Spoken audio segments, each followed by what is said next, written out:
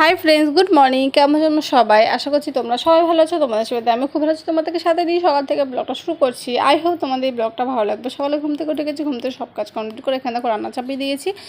রান্না করছি পুঁইয়ের শাক আর হচ্ছে বড়া করব আর করব পটল আলু তরকারি। ঠিক আছে, ভাত এখন নামিয়ে দিয়েছি। পটল আলু তরকারি করার জন্য দেখো মশলা করে নিয়েছি, আদা, জিরা, লঙ্কা আর টমেটো। আলুটা দেখো লাল লাল করে সুন্দর ভেজে নিয়েছি, আর যে পটলটা আছে সেটাও লাল লাল করে ভেজে নিয়েছি। ঠিক আছে, ভাত দেখো হয়ে গেছে। ভাতটা নামিয়ে আলাদা বাটিতে দেখো রেখে দিয়েছি সুন্দর। হাঁড়িতে থাকলে নষ্ট হয়ে যায়, সেই জন্য এখানে দেখো ওই পুঁইয়ের শাকটা হয়ে গেছে। আলু দিইনি, কারণ আমি খাবো না, তোমার দাদাভাই একাই খাবে। ঠিক আছে, আর এখানে দেখো পটল তরকারি হয়ে গেছে। এটা একটা শিং মাছ আছে আমার, তো এনেছি, তোমরা দেখিয়েছি 3 পিসের মতো। সেই শিং মাছটা রান্না করব, সেই জন্য পেঁয়াজ, লঙ্কা, রসুন, আদা কেটে নিয়েছি। আর এখানে সব গুঁড়ো মশলা, জিরের গুঁড়ো, ধনের গুঁড়ো আর লঙ্কার গুঁড়ো, হলুদ, এই ঠিক আছে, এই দিয়ে ভাজবো। তো তার আগে ভাবলাম চলো বড়াগুলো ভেজে নিই, তোমার দাদাভাই যাওয়ার সময় হয়ে গেছে।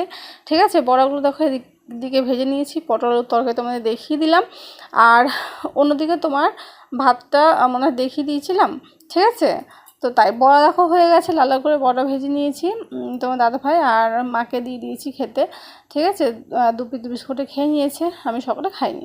তো এখানে দেখো কী কী রান্না করেছি একবার এক ঝলক দেখিয়ে নিয়েছি, মানে এই পর্যন্ত এই তরকারিটাই শুধু মানে করার বাকি ছিল, শিং মাছের যে তরকারিটা। এখানে দেখো টমেটো কেটে নিয়েছি।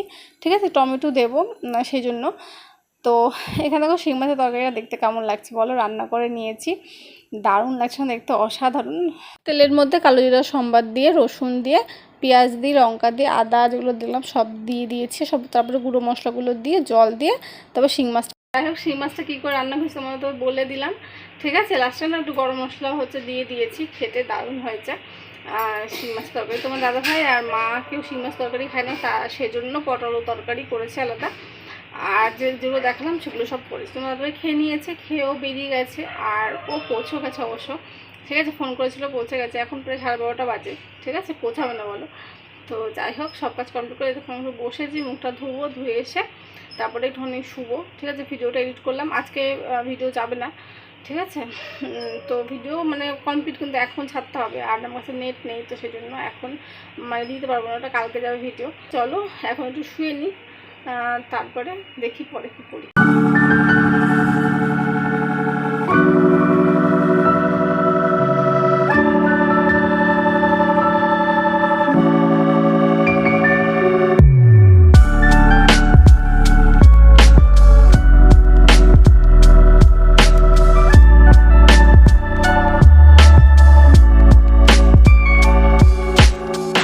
বাইরে পড়ছে বৃষ্টি, আর আমি এখানে বসে আছি। ঠিক আছে, বাইরে যেতে পারছি না, বাইরে প্রচণ্ড বৃষ্টি পড়ছে, তাই এই জায়গাটাতে বসে আছি।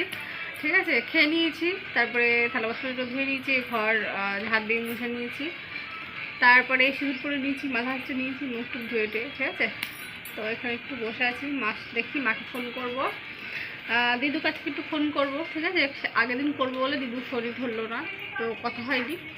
তারপর মাঝখানে মনে একদিন মনে হয়েছিল, না হয়নি, দিদির সাথে কথা হয়নি, তো দিদির সাথে কথা বলবো। আর এখানে বসে আছি, সেই বৃষ্টি হয়ে যাচ্ছে আমার মাথায়। আমি প্রচণ্ড টেনশনে আছি যে পুজোতে কি বৃষ্টি হবে, বিশ্বকর্মা পুজোতে। কালকে বিশ্বকর্মা পুজো, আজকে সারাদিন বৃষ্টি বাইরে, কালকেও বৃষ্টি হয়েছে, আজকেও বৃষ্টি। দেখা যাক পুজোতে কী হয়। পুজোতে বৃষ্টি হলে তো কী হয়েছে, পুজোতে বৃষ্টি হলে বৃষ্টি হলে তো ঘুরতে তো যাবোই, সাদা বলায় নিয়ে চলে যাবো। তো চলো একটু বসে নিই, মার সাথে কথা বলে নিই। ঠিক আছে, তারপর দেখি সন্ধ্যাটা সময় দিতে যাবো, তারপর সন্ধ্যার সময় দেখি কী খাই।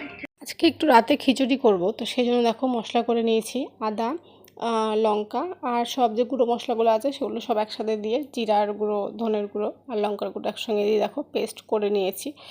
ঠিক আছে, দেখো এরকম হয়েছে পেস্টটা। অন্যদিকে ভাত বসিয়ে দিয়েছি, মানে চাল হচ্ছে গরম জল করতে বসিয়ে দিয়েছি। অন্যদিকে ডালটা দেখো ভেজে দিয়ে দিয়েছি হাঁড়িতে, অল্প একটু দেখো চালটাও ধুয়ে রেখেছি।